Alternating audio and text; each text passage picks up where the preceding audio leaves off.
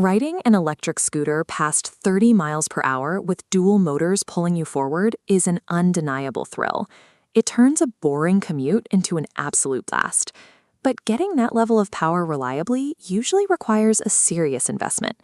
To break the 30-mile-per-hour mark with twin motors, you're typically looking at a price tag well over $1,200. That brings us to the Ausom K20 Pro. The manufacturer claims this scooter delivers a 36-mile-per-hour top speed and dual-motor torque for exactly $700. Mapping the scooter market, we put price on the y-axis and performance on the x-axis. The K20 Pro drops into the extreme bottom right for low-cost, high-output, while typical $700 commuters sit bottom left and $1,500 dual motors land top right. The K20 Pro remains entirely isolated. An outlier this extreme suggests a trade-off is happening somewhere. We need to determine if $700 can actually buy this speed without compromising parts of the scooter you can't see on a spec sheet. To answer that, we're going to treat this like a strict return on investment analysis. We need to weigh the physical and financial inputs required from you against the verified performance outputs to find out exactly where the hidden costs are. We'll start with the mechanical inputs giving you that power. The K20 Pro runs a 48-volt system driving twin hub motors, peaking at 2,800 watts. This line graph maps out our speed over time during a standing start. As you can see by the sharp arc, this scooter hits 15 miles per hour in exactly 2.75 seconds. That immediate punch comes with a functional trade-off. The trigger throttle mapping is highly sensitive, so if you're already rolling, you need a delicate trigger finger to avoid a jerky burst of acceleration. Once you get past that initial ramp-up, we can look at the high-end output. The marketing materials claim a top speed of 36 miles per hour. In our GPS testing, the firmware limits the speed to a real-world maximum of 34 miles per hour. Missing the advertised claim by 2 miles an hour is slightly disappointing, but reaching a verified 34 miles per hour at a $700 price point remains completely unparalleled by anything else on the market that won't fall apart on you. To fund those twin motors and that speed without raising the price, the manufacturer had to pull money away from somewhere else. You can see exactly where they made those cuts when you look at the front and rear spring suspension. The springs on this model offer very minimal travel and are incredibly stiff. Hitting a pothole results in a harsh, jarring impact with almost no compression in the frame to soften the blow. Because that suspension is largely cosmetic, the physical input has to come from you.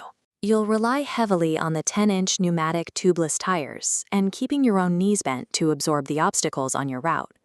Cost savings also show up in the braking system. Premium hydraulic brakes were left off the build sheet to keep the budget strictly in check. Instead, you get a mechanical disc brake, where a wire cable pulls a lever, squeezing pads against the rotor. Over time, that metal cable stretches and goes slack, so you have to manually adjust the tension knob to keep the brakes biting. As long as you stay on top of that manual adjustment, these mechanical discs offer the stopping power required for a 34-mile-per-hour vehicle. The final quirk is in the steering geometry. The stem features a forward steering notch that lets the handlebars settle into a center groove. This essentially acts as a pseudo-steering damper. When you're pushing past 30 miles per hour, that notch keeps the scooter composed, stable, and free from speed wobbles. The drawback happens at walking speeds. If you're trying to make tight, slow speed carves, you'll feel an annoying physical clicking sensation every time the bars pass through that center alignment. Ultimately, the cost savings on this scooter strictly tax the rider's physical comfort and maintenance time, focusing the available budget on the motor and battery instead. The last variable to test is the 48-volt 18-amp-hour battery system powering those twin motors. The spec sheet boasts a 56-mile maximum range, but that number is calculated under perfect slow riding conditions, not real-world maximum performance. This bar chart tracks our actual range testing. While the faded outline shows that 56-mile claim, our verified solid fill stops abruptly at 23.8 miles. For context, that result came from pushing the scooter aggressively in the highest race mode with a 200-pound rider. If you're lighter, or dial the settings down to eco mode, you will squeeze significantly more mileage out of a single charge. Delivering 24 miles of high-speed dual-motor range for $700 is an exceptional metric. But if you have a long daily commute, you'll need to commit to plugging it in constantly. Ausom didn't break the laws of physics to build this scooter. They just brutally prioritized where their budget went. Every available dollar was poured into a robust 48-volt battery, dual hub motors, and a solid frame, which meant the high-end comfort features had to be stripped bare. This decision matrix splits the features into uncompromised power and compromised comfort. It's the perfect purchase for budget-capped adrenaline seekers riding smooth roads. Avoid this model if you face potholes, demand plush suspension, or want zero-maintenance hardware. If you want a magic carpet ride that also delivers this level of acceleration and speed, you're going to have to double your budget.